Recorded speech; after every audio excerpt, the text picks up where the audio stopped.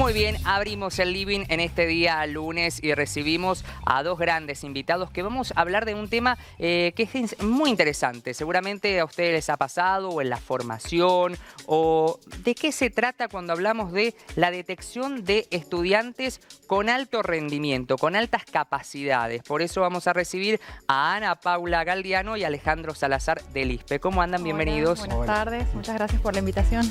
Bueno, gracias. ¿De qué hablamos cuando mencionamos estas palabras de altas capacidades, altos rendimientos? Bien, bueno, altas capacidades, en realidad hay varias aproximaciones teóricas de lo que son las altas capacidades, pero se pueden definir como capacidades excepcionales que puede tener una persona en una función cognitiva o varias funciones cognitivas, áreas del conocimiento, que implican un gran potencial en la persona, un gran rendimiento, pero que en varios contextos no necesariamente se traduce en un alto rendimiento académico. Claro. Es decir, una persona que tiene funciones cognitivas muy por sobre la media, pero no necesariamente en la escuela, en la facultad, tiene un alto rendimiento académico. Qué bueno lo que decís, porque yo creo que lo combiné. Dije Sí. altos rendimientos o altas capacidades, y no siempre van de la mano. No, Puedes no, tener no. una alta capacidad, pero a lo mejor el rendimiento no te acompaña, no va de la mano. Exactamente, hay muchos perfiles, o sea, el grupo de niños, niñas o personas con altas capacidades es muy heterogéneo, entonces podemos encontrar altas capacidades, pero no necesariamente asociadas a un alto rendimiento. ¿Y ¿sí? cómo nos damos cuenta, profe, cuando tenemos una alta capacidad en algo? ¿Cómo se descubre? Bueno, nosotros en el ISPE venimos trabajando conjuntamente hace ya varios años. El ISPE se ha destacado por formación docente de nivel inicial, primario y tecnología, son 3 profesorados. Y el año pasado trabajamos con investigación educativa, puntualmente en la detección, sensibilización y detección de niños y niñas con altas capacidades en San Juan. Bien. ¿Por qué fue importante esto? Porque tenemos datos a nivel argentino, latinoamericano o europeo, pero no teníamos datos certeros de qué pasaba en nuestra provincia, por ejemplo. Entonces hicimos una investigación, presentamos a la jurisdicción del Ministerio de Educación, fue aprobada por una resolución y empezamos a hacer todo un trabajo para detectar, a ver qué pasaba en las escuelas de nivel inicial y de primario, primer, segundo y tercer grado, por ejemplo. Hicimos un montón de trabajos y de acciones, pero puntualmente hicimos un hackathon, que fue una detección que se hizo a nivel comunal, se hizo en el centro cívico en octubre, el 8 de octubre creo. 10 de octubre. 10 de octubre, ahí está, gracias Paula. Y en ese lugar fueron casi 250 familias, Bien. entre padres, niños y docentes, que llevaban a sus hijos para saber qué era esto de las altas capacidades. Se hizo todo un trabajo con psicólogos, psicopedagogos, con el equipo del ISPE, y se hizo un tipo de detección, porque lo que no hicimos fue el proceso de ¿Evaluación Diagnóstico. o no? claro, de diagnóstico. Ajá, de diagnóstico. Que eso se hace por un profesional específico. Bien. Con cada niño.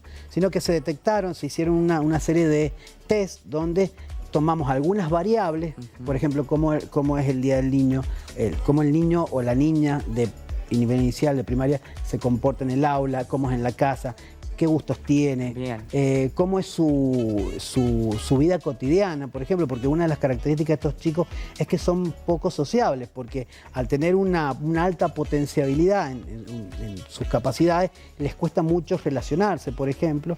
Y bueno, todo un trabajo que venimos realizando desde el año pasado, primero con esto, Sí, y después... ¿Y con qué se encontraron ahí en esa primera aproximación? ¿Se pudo hacer, digamos, un parangón de los datos que tenían o más o menos decir, bueno, los chicos, Sí. alguna característica?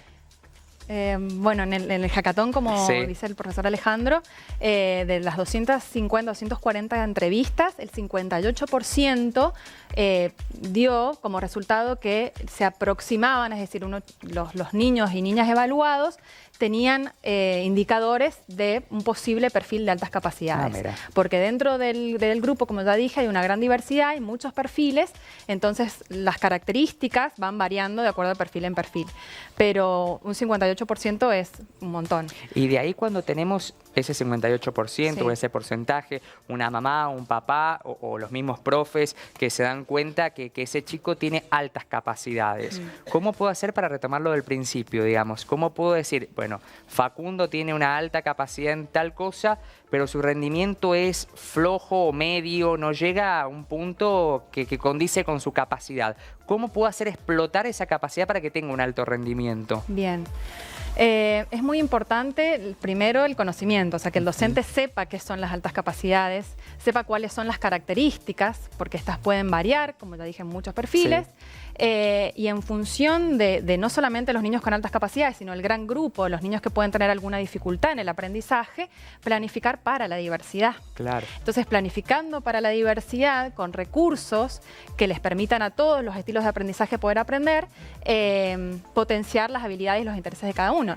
Y les consulto, ¿uno puede tener altas capacidades, no sé, en música, en plástica, como en historia y en matemática? Sí. ¿O hay altas capacidades solamente uno puede tener, no sé, en educación física? No. No. Sí, puede, digamos, las altas capacidades pueden estar potenciadas en diversos, digamos, formas, como por ejemplo altas capacidades intelectuales, muy bueno en matemática, puede ser en deporte, sí, tenemos algunos casos que, bueno, están tipificados, por ejemplo, en la teoría, pero por ejemplo Messi, habíamos hablado, bueno, Messi es un alto rendimiento, una alta capacidad en deportes, por ejemplo, y hay a veces algunas capacidades, estos rendimientos son altos en algunos, sí, en algunos características y en otras no, por ejemplo. Claro, ahí hablamos de los tipos. Tenemos la precocidad, los talentos y la dotación. Los talentos particularmente es cuando tienen un alto rendimiento en un área específica, de 1 hasta 3 áreas específicas. Y ya cuando hablamos de dotación, son personas que tienen funciones cognitivas de alto rendimiento que les permiten aplicarlas a cualquier área del conocimiento. ¿Y eso se entrena?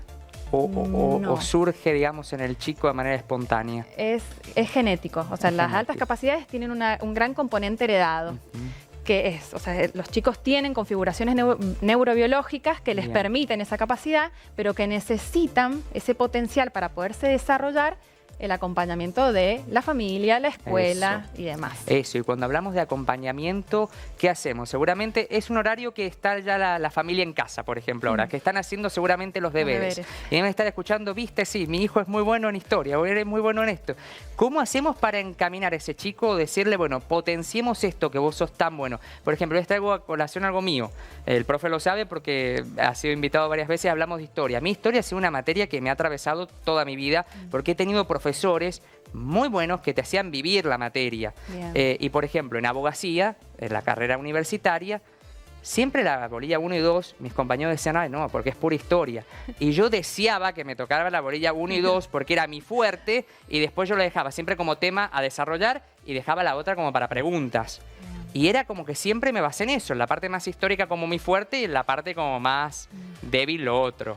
No sé, ¿cómo un chico encuentra ese acompañamiento? Nosotros lo que estamos trabajando en este momento es, primero, como dijo Ana Paula, en que los docentes, por lo menos de nuestro instituto, estén trabajando con la teoría y estén haciendo trabajos de investigación muy pequeños, tal vez no institucionalizados, pero sí pequeños, para hacer estas detecciones a partir de indicadores, ¿sí? Que se ven en la propia aula, que se pueden trabajar con entrevista con los padres e ir trabajando con los docentes en trabajos como proyectos de investigación, potenciar una mirada más bien multidisciplinar para poder potenciar a los chicos. Porque hoy todavía queda en esto de la educación en que termina siendo solo un concepto, solo una idea, y estos chicos necesitan ser en algún punto desafiados porque su potencial está. Lo que pasa es que tiene que ir acompañado por la institución educativa, pero por la familia y el contexto social. Si no, si uno de los dos es menos, y el chico se termina perdiendo, no la alta capacidad, sino perdiendo la posibilidad de potenciar esa alta capacidad. Sí, hoy estamos trabajando con docentes, durante el año vamos a trabajar con los docentes que trabajamos el año pasado en las escuelas, para a partir de estrategias pedagógicas, didácticas, poder ayudar a los chicos a trabajar. En el instituto estamos trabajando con los niños, ustedes están viendo en pantalla, estamos en un centro de altas capacidades y se están trabajando con algunos chicos que son... Claro, este año estamos con niños entre 4 a 5 años y lo que hacemos son actividades extraescolares de acuerdo justamente a los intereses y habilidades de cada uno de ellos. El tema de las escuelas, de los chicos que participan, es al azar, se pueden llegar a presentar, digamos, en el ISPE, decir, los escuché a los profes, me quedé apasionada con esta charla, si es docente o directivo, pueden tener ahí, o cómo se tramita o se solicita que, por ejemplo, ustedes puedan ver las altas capacidades en esas escuelas. Por el momento el centro es el segundo año, que todo surgió a partir del hackathon, entonces tenemos toda una base de datos de todas esas familias, entonces como por ahora el centro es muy pequeño, estamos con 5 niños, entonces a medida que esto vaya creciendo, como lo hemos proyectado para este año, tal vez la segunda mitad, sí vamos a primero contactar a las familias que fueron por el hackathon y después quien quiera se puede acercar al instituto y damos contactos para hacer la entrevista y la grilla, el screening para ver la posibilidad si estamos en presencia o no de un niño con altas capacidades. Y se tiene que venir un nuevo evento de esa magnitud. Sí.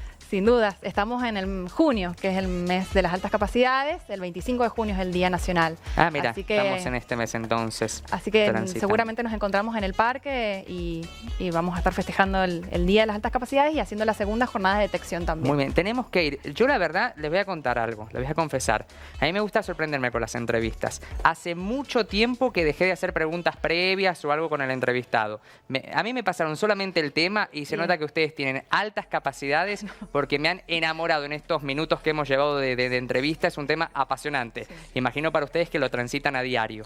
El hecho de ir trabajando constantemente, a mí en particular, me ha generado, yo estoy en la parte de investigación dentro del instituto, en seguir leyendo y formándome porque desconocía muchísimo. Claro. Y de repente me parece que es fundamental que nuestros docentes, porque hoy hablamos mucho de la discapacidad, ¿sí? O de las capacidades especiales, y esta que es una potencia, una cuestión potencial en el desarrollo de estos chicos que tienen estas altas capacidades. A veces los docentes tienen un chico así en el aula y no saben qué hacer puntualmente, ¿sí? O lo convierten en el ayudante porque sabe demasiado, porque es veloz en las matemáticas, te sorprende con hasta una frase elaborada. Sí, sí. Entonces los docentes no saben qué hacer. Entonces lo que hoy tenemos que ir trabajando es cómo formamos a un docente que se permita en un aula tan diversa como la tenemos hoy, siempre fue diversa, poder trabajar con todas esas diversidades. Alejandro, Ana Paula, muchísimas gracias por haber venido, un placer. Y queda el compromiso, le vamos a decir a Juan, que antes del 25 se den nuevamente una vueltita para hablar del evento puntualmente. Muchas gracias. Gracias, un placer. Nosotros continuamos de la siguiente manera.